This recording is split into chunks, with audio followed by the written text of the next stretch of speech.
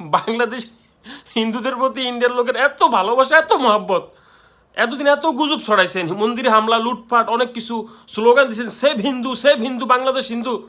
এখন কোথায় গেছে? এখন কি হিন্দু সব নিয়ে গেছেন তার আপনাদের ওইখানে? তারপরে বাঁধ খুলে দিছেন, পানি এখন যে ভাইসা দিতেছে।